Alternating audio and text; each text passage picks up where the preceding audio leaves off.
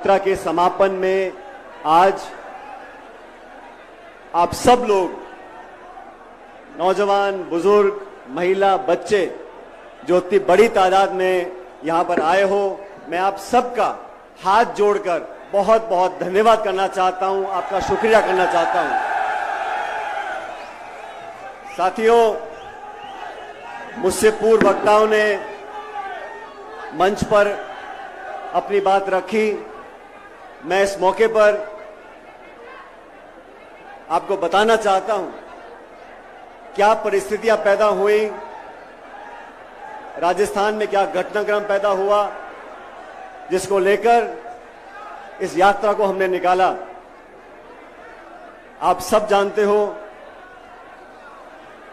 जब 2013 में हमारी सरकार राजस्थान से हटी थी, उस समय 200 में से कांग्रेस के मात्र 21 विधायक रह गए थे। उस समय सोनिया गांधी जी, राहुल गांधी जी ने, मैं केंद्र सरकार का मंत्री था, मुझे जिम्मेदारी दी कि राजस्थान में पार्टी का बहुत बुरा हाल हो गया, आपको जाके पार्टी का अध्यक्ष बनना है। और इतिहास गवाह है, मंच पर तमाम हमारे साथी बैठे हैं, आप सब ने देखा 2013 से 18 तक हमने खून पसीना बहाकर, सब साथियों ने, सब वरिष्ठ नेताओं ने, कार्यकर्ताओं ने एकजुटता का परिचय दिया और 2018 तक हम लोगों ने मेहनत करी। इन 5 सालों में हमने वसुंधरा जी की सरकार, जो भाजपा की सरकार थी, उसका विरोध किया, कड़ा विरोध किया, नीतियों के आधार पर, शासन के आधार पर, प्रोग्राम के आधार पर और भ्रष्टाचार के आधार पर। 5 साल तक वसुंधरा जी के शासन में जो खुली लूट मची थी, जो बजरी माफिया, शराब माफिया, जमीन माफिया, भू माफिया, खान माफिया पनपा था, उसके खिलाफ हम सब ने आरोप लगाए। मैं प्रदेश का अध्यक्ष था, लेकिन तमाम नेताओं ने, सम्मानीय गहलोत साहब ने भी बढ़ चढ़कर हर मीटिंग में, हर भाषण में वसुंधरा जी पर आरोप लगाए। आरोप लगाए कि नहीं लगाए, मुझे बताओ। जब सरकार हमारी बनी, अभी हेमराम चौधरी साहब बता रहे थे, बाज आया, उसने माला किसी के गले में डाल दी। अब बाज क्या करता है हमारे हाथ में नहीं है, लेकिन जब सरकार हमारी बनी तो हमारा दायित्व था कि जो हमने कहा उसको कर कर दिखाएं। आज 4.5 साल पूरे हो गए। 4.5 साल में हम अभी तक उन वादों को पूरा नहीं कर सके जो हमने लांछन लगाया था, आरोप लगाया था, मैंने लगाया था, गहलोत साहब ने लगाया था कि वसुंधरा जी ने करप्शन किया, भ्रष्टाचार किया है। मैं 1.5 साल पहले से उनको चिट्ठी लिख रहा हूं, क्योंकि मुख्यमंत्री जी गृह मंत्री भी हैं, वित्त मंत्री भी हैं। मैंने चिट्ठी में आग्रह किया कि जांच कराओ, हमारी कथनी करनी में फर्क नहीं होना चाहिए, द्वेषपूर्ण भावना से जांच ना हो, निष्पक्ष जांच हो, पता पड़े किसने क्या किया था, दूध का दूध और पानी का पानी हो जाए। 1.5 साल तक कोई कार्रवाई नहीं हुई। मैंने जयपुर के अंदर एक दिन का अनशन रखा इसी मांग को लेकर कि वसुंधरा जी के कार्यकाल में जो भ्रष्टाचार हुआ उसकी जांच करो, उसकी जांच करो, उसकी जांच करो। 1 महीने तक कुछ नहीं हुआ। उसके बाद 9 तारीख को मुझे लगा अनशन से पार नहीं पड़ी, हमें जनता के बीच जाना चाहिए। और ये भ्रष्टाचार ऐसा मुद्दा है साथियों, दोस्तों, ये समाज को दीमक की तरह खा रहा है। अभी मन से बात कर रहे थे, नौजवानों का भविष्य अगर अंधकार में है, अगर पेपर लीक होता है तो करप्शन की वजह से होता है, भ्रष्टाचार की वजह से होता है। हम लोगों को करारा प्रहार करना पड़ेगा, भ्रष्टाचार को समाप्त करना पड़ेगा। और जो धारणा बनी हुई है कि 5 साल भाजपा, 5 साल कांग्रेस, इस धारणा को तोड़ने के लिए हमें दुनिया को दिखाना पड़ेगा कि हम जो कहते हैं वो कर कर दिखाते हैं। 11 तारीख को अजमेर आरपीएससी का केंद्र है, माध्यमिक शिक्षा बोर्ड का केंद्र है। वहां पर पेपर बनते हैं, वहां से शिक्षा परीक्षा होती है, इंटरव्यू होते हैं, नौकरियां लगती हैं। इसलिए अजमेर जो वहां से 125 किलोमीटर दूर है, वहां से मैंने यात्रा शुरू करी। मुझे कुछ पत्रकारों ने बोला, यात्रा कर रहे हो, गर्मी बहुत है, मई का महीना है, बहुत पीड़ा होगी, 4-5 दिन धूप में चलोगे, बहुत दुख होगा, बहुत पीड़ा होगी। मैंने उनको कहा, हम और आप अगर 3-5 दिन इस चिलचिलाती धूप में चल लें, ये कोई पीड़ा नहीं है। लेकिन वो लड़का लड़की जो पढ़ लिख कर 1-2 साल मेहनत करते हैं, कोचिंग करते हैं, ट्यूशन लेते हैं और किराए के मकान में रहकर लाखों रुपया खर्च कर एग्जाम लिखने जाते हैं, वो पेपर लीक हो जाता है, उसके बाद कैंसिल हो जाता है। अरे बार बार होता है, क्यों होता है? इसकी जड़ तक जाना पड़ेगा। पेपर लीक करने वाले दलाल के, एक पेपर लीक करने वाले दलाल के किराए के मकान पर बुलडोजर चलता है, लेकिन जो कटारा को गिरफ्तार किया है उसके मकान पे क्यों नहीं चलता बुलडोजर? कानून अपना काम कर रहा है। अगर कानून अपना काम कर रहा है तो पक्षपात नहीं होना चाहिए। मछली छोटी हो या बड़ी हो, उसे तो पकड़ना पड़ेगा। गोड़ा जी के यहां पर हमने किसान सम्मेलन किया। केंद्र की सरकार ने एमएसपी पर कानून बनाने की बात करी थी, आज तक कुछ किया नहीं। ये बीजेपी वाले भी जो है, ये बहुत झूठे लोग हैं, झूठे वादे करते हैं। हमने उनको ललकारने के लिए झुंझुनू के अंदर एक आम सभा करी। वहां मैंने कहा, नागौर में इस बात को मैंने बोला, भाई ये पेपर लीक होता कैसे? ये पेपर लीक तिजोरी से निकलकर लोगों की जेब तक कैसे पहुंचता है? इसमें भ्रष्टाचार होता है, ये पूरा तंत्र, इसको बदलना पड़ेगा। तब कहा गया कि इस पेपर लीक जांच में कोई अधिकारी शामिल नहीं है, कोई नेता शामिल नहीं है। मैं पूछना चाहता हूं, जांच पूरी हुई नहीं, आप घोषणा कर रहे हो कि कोई किसी का कोई लेन देना नहीं है। अभी कटारा को आपने अरेस्ट कर लिया। ये कटारा जो सदस्य बने आरपीएससी के, किसके कहने पर बने, उसका पता करना पड़ेगा। यह आसमान से तो आए नहीं है। भ्रष्टाचार का मुद्दा नौजवानों के जीवन को अंधकार में धकेल रहा है। मैं तो साथियों आपसे कहना चाहता हूं, इस यात्रा में हम निकले, इस यात्रा का जो संकल्प था जन संघर्ष यात्रा का, वो भाजपा के शासन में हुए भ्रष्टाचार की जांच कराना था। इस यात्रा का उद्देश्य नौजवानों के साथ जो धोखा होता है, जो भ्रष्टाचार होता है, उसको समाप्त करने का हमारा उद्देश्य था।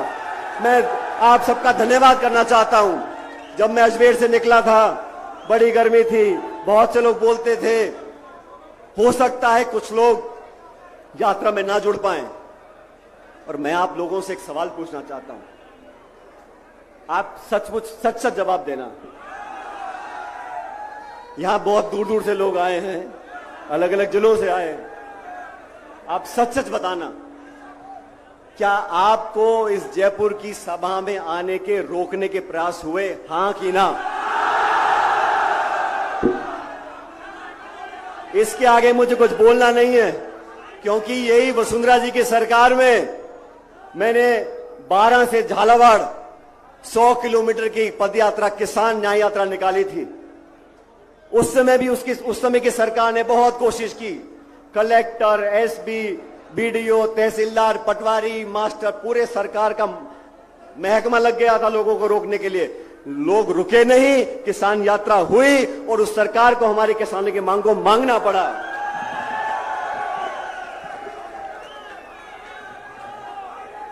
साथियों, हमारा जनसंघर्ष किसी नेता के खिलाफ नहीं है, हमारी यात्रा किसी के विरोध में नहीं है। लेकिन मैं आज इस मन से कहना चाहता हूं, हमारी यात्रा भ्रष्टाचार के खिलाफ है। हमारी यात्रा नौजवानों के भविष्य को बेहतर बनाने के पक्ष में है और हम इसमें रुकने वाले नहीं हैं। अभी आपने भाषण सुना आदरणीय हेमाराम जी का। कुछ दिन पहले हम सब बाड़मेर गए थे और हेमाराम जी बहुत कम बोलने वाले व्यक्तियों में से हैं, लेकिन आज मैं उनका भाषण सुन रहा था। ये कहां की नीति है? अपनी पार्टी के नेताओं को बदनाम करो और भाजपा के नेताओं का गुणगान करो, यह चलने वाला नहीं है।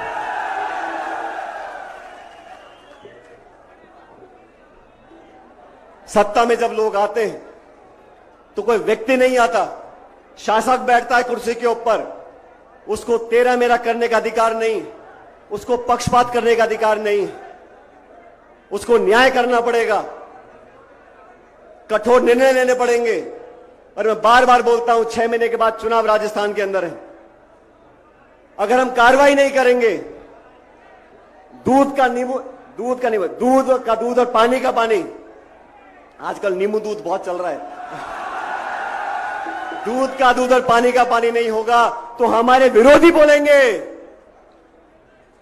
कहीं कोई गड़बड़ तो नहीं है। मैंने कभी किसी को आरोप नहीं किया, मैंने कभी किसी पे इल्जाम नहीं लगाया, और मैं आपसे पूछना चाहता हूं, मेरे मुंह से कभी किसी के खिलाफ एक बुरा शब्द निकला? मुझे बताओ। और मैं आपसे पूछना चाहता हूं, मेरे खिलाफ गाली देने में कोई कमी रखी क्या है? चुन चुन कर मुझको भला बुरा कहा गया, मेरे को कोई चिंता नहीं। आप मुझको गाली दो, अपमानित करो, आरोप लगाओ, मुझको, हमारे साथियों को इससे भी निचले स्तर के आरोप लगाओ, हमें कोई चिंता नहीं।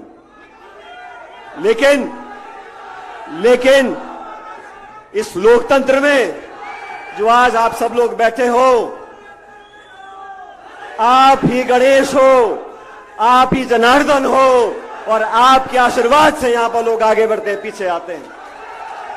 किसी को गलतफहमी नहीं होनी चाहिए। साथियों, राजस्थान के अंदर हर साल 20 से 25 लाख नौजवान बच्चे बच्चियां 20 से 25 लाख नौजवान बच्चे बच्चियां सरकार द्वारा जो एग्जाम होते हैं वो लिखते हैं। हर बच्चा बच्ची तैयारी करता है, उसके माँ बाप पेट काट कर उसके लिए पैसा इकट्ठा करते हैं। गांव से जो बच्चा आता है जयपुर पढ़ने के लिए, वो क्या खर्चा करता है किताब में, ट्यूशन में, कोचिंग में, पैसे में, खाने पीने में, कैसे कैसे पैसा इकट्ठा वो करते हैं। लाख रुपया साल का खर्च होता होगा। लेकिन मैं कहना चाहता हूं, जिन बच्चों के पेपर कैंसिल हो गए, जिनकी उम्र निकल गई, जिनके मन में मायूसी आ गई, नौजवान के मन में अगर मायूसी आ जाएगी तो देश का भविष्य बेहतर नहीं है। ये जन संघर्ष यात्रा नौजवानों के कलेजे में आग लगाने के लिए है, उनको विश्वास दिलाने के लिए है। हमें हताश होने की जरूरत नहीं है, रास्ते निकलेंगे, भविष्य बेहतर होगा।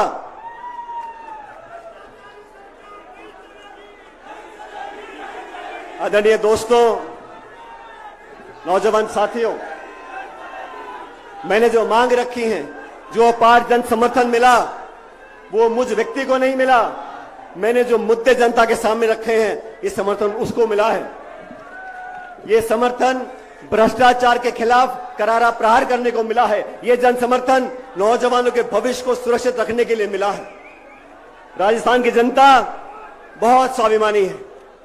राजस्थान के लोग बहुत समझदार लोग हैं। जैसा मैंने पहले कहा, अखबार में क्या छपता है, नहीं छपता, टेलीविजन पे क्या दिखाते, नहीं दिखाते, लेकिन ये जनता जनार्दन सारी सच्चाई जानती है। मैं इस मौके पर आप सब लोगों को एक वादा करना चाहता हूं। साथियों,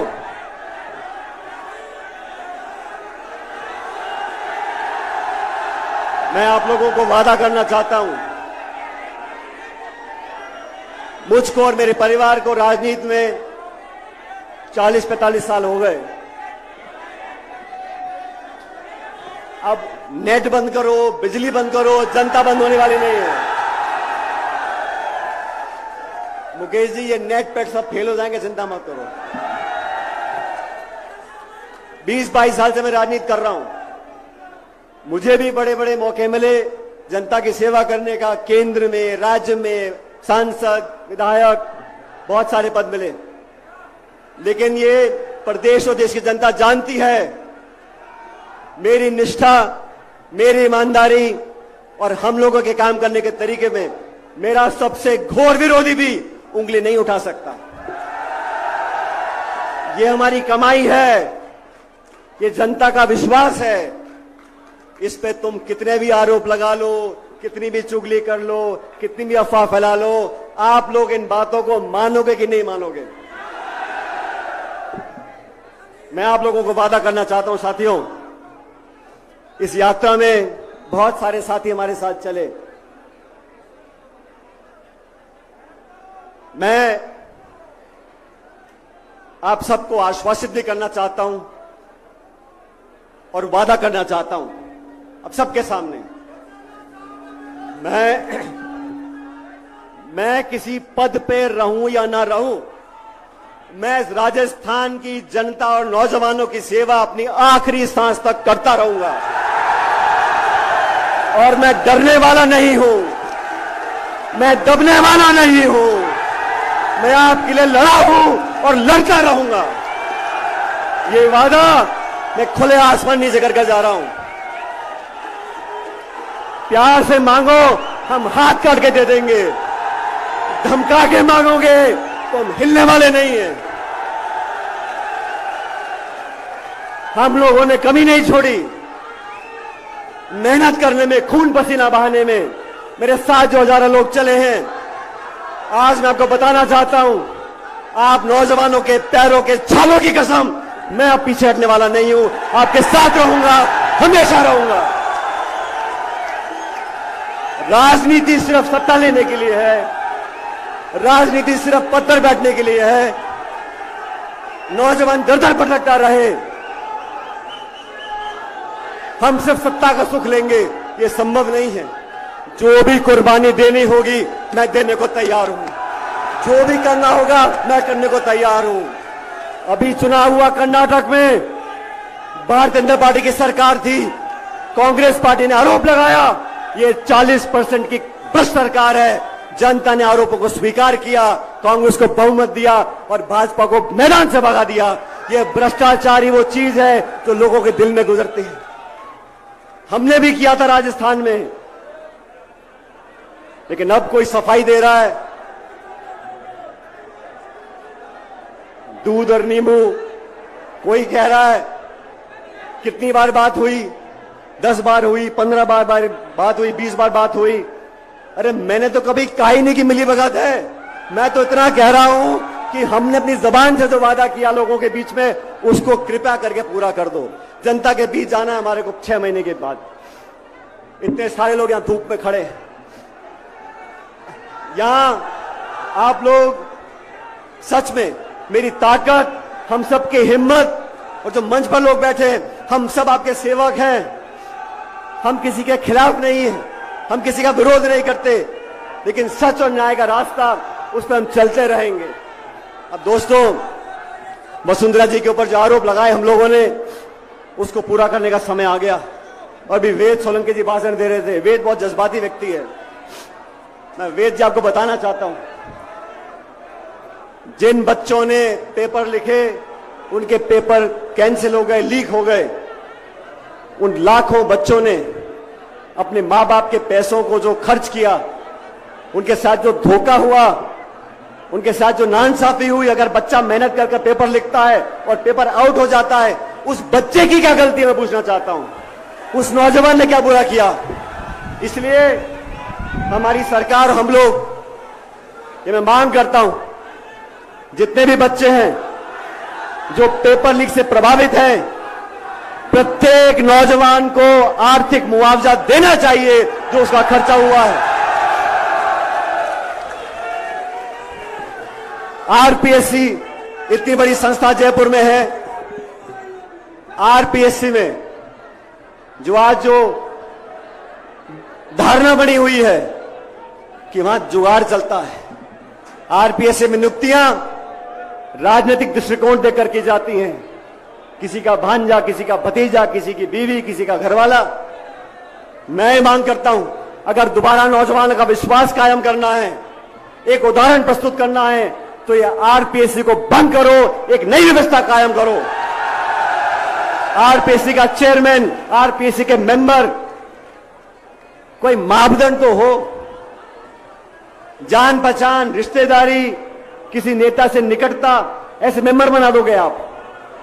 मेंबर को हटाने के लिए राष्ट्रपति तक जाना पड़ता है, लेकिन बनाने में क्या है, एक ऐसा कानून बने पारदर्शी तरीके से, आरपीएससी का चेयरमैन, आरपीएससी के मेंबर, और जो जांच होती है, जब हाईकोर्ट का जज बनता है उसकी आईबी जांच करती है, उसकी पृष्ठभूमि की जांच की जाती है, कहां उठता है, कहां बैठता है, क्या खाता है। इन मेंबर्स की, जो नए मेंबर बने, उनकी जांच होनी चाहिए, और ऐसे बने, कोई साइंटिस्ट हो, कोई लेक्चरर हो, कोई प्रोफेसर हो, जिसका कोई वजूद हो, ऐसे लोगों को मेंबर बनाना चाहिए। तो आरपीएससी को भंग कर कर एक पूरा मूल चूक परिवर्तन, ये कोचिंग क्लास, ये अधिकारी, ये प्रिंटिंग प्रेस, ये आरपीएससी, ये माध्यमिक शिक्षा बोर्ड, ये जो पूरा जंजाल बना हुआ है, इसको ध्वस्त करना पड़ेगा, एक नया खाना बनाना पड़ेगा।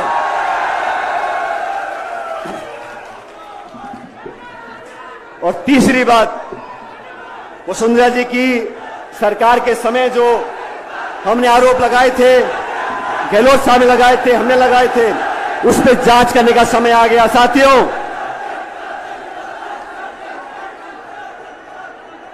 उन आरोपों पर जांच होनी चाहिए। मैंने चिट्ठी लिखी, बार बार लिखी, आवेदन किया, आग्रह किया, निवेदन किया, कार्रवाई हुई नहीं। मैंने अनशन किया, कार्रवाई हुई नहीं। हमने जनसंघर्ष यात्रा निकाली, मैं उम्मीद करता हूं कार्रवाई होगी। लेकिन ये तीनों बातें, आरपीएससी को भंग कर कर पूरा पुनर्गठन करें, नए कानून मापदंड बने, पारदर्शिता से लोगों का चयन हो, पहली मांग। दूसरी मांग, जिन लाखों बच्चों ने पेपर लीक से उनका आर्थिक नुकसान हुआ है, उनको उचित आर्थिक मुआवजा प्रत्येक बच्चे को मिलना चाहिए। और तीसरी मांग, वसुंधरा जी के खिलाफ जो हमने आपने मिल के आरोप लगाए थे, उसकी उच्च स्तरीय जांच करनी पड़ेगी। आज तारीख हो गई 15 तारीख। इन तीनों मांगों को अगर आप सब समर्थन करते हो, तो दोनों हाथ खड़े कर कर मुझे बता दो कि ये मांग होनी चाहिए कि नहीं होनी चाहिए। अब इन मांगों को मनाने के लिए 15 मई आज का दिन है। आज हमारी जनसंघर्ष यात्रा यहां पर समाप्त हो रही है, आज की जयपुर में। लेकिन इस महीने के आखिर तक, 15 दिन बचे मेरे ख्याल, इस महीने के आखिर तक ये तीनों मांगे नौजवानों के हित में और भ्रष्टाचार के खिलाफ अगर नहीं मानी गई, तो मैं आप लोगों को बताना चाहता हूं, अभी मैंने गांधीवादी तरीके से अनशन किया है, जनसंघर्ष यात्रा करी है। महीने के आखिर तक अगर कार्रवाई नहीं होती, तो पूरे प्रदेश में मैं आंदोलन करूंगा आप लोगों के साथ।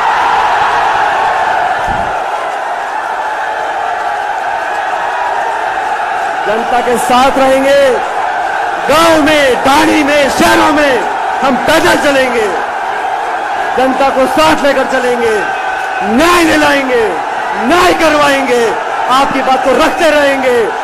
और सुन लो, आप सब सुन लो, हम लोगों के पास कुछ नहीं है, हम लोगों के पास कुछ नहीं है। हम तो पैर में जूता डाल के निकल पड़े थे। मुझे उम्मीद नहीं थी कि यात्रा में कौन आएगा कौन नहीं आएगा। एक दिन की मोहलत दी थी और आप लोग पधारे हो इतनी बड़ी संख्या में। हमारे पास जो कुछ भी है, हमारी पूंजी, हमारी ताकत, हमारा सब कुछ ये जनता है। और जब हम आंदोलन करेंगे तो एक एक गांव, एक एक ढाणी में जाकर न्याय मांगेंगे और न्याय लेकर आएंगे। मेरा आप सब लोगों से निवेदन है, हम लोगों ने, मैं फिर कहना चाहता हूं,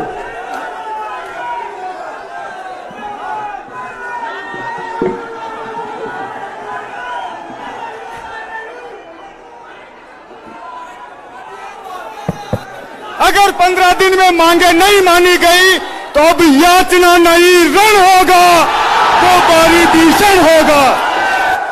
और जो हमारे साथी हमारे न्याय के मांग के उत्तर में बोलेंगे कि गुटबाजी, अनुशासन और पार्टी का डिसिप्लिन, मैं उनको बड़ी विनम्रता से याद दिलाना चाहता हूं।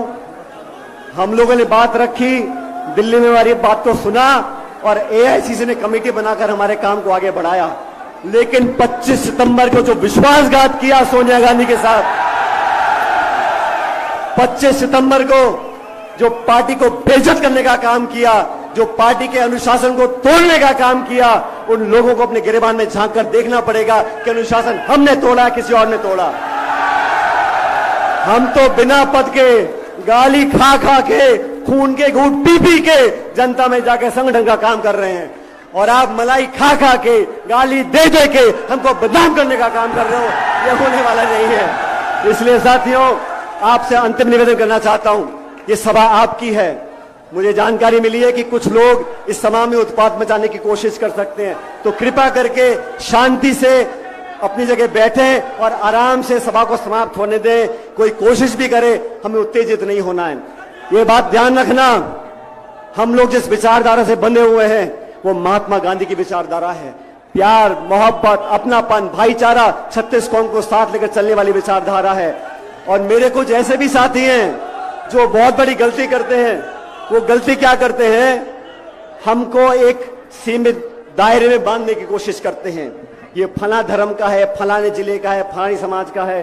तो कान खोल के सुन लो, मेरी रगों में लाल खून है और मैं इस 36 कौम का बेटा हूं और इस प्रदेश के लिए सब कुछ करने को तैयार हूं। इसलिए आपसे निवेदन, शांति बना के रखो। जो भी करना होगा संयम से करेंगे, आत्मविश्वास से करेंगे।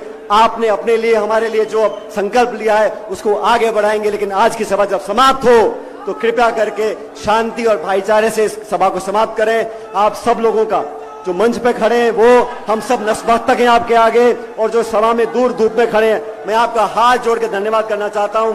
आप लोगों ने जो हिम्मत और ताकत दी है वो हमारे हाथों की शक्ति है। हम आपको कभी नीचा नहीं देखने देंगे, वादा करते हैं। बहुत बहुत धन्यवाद, आपका शुक्रिया। राम राम। सचिन।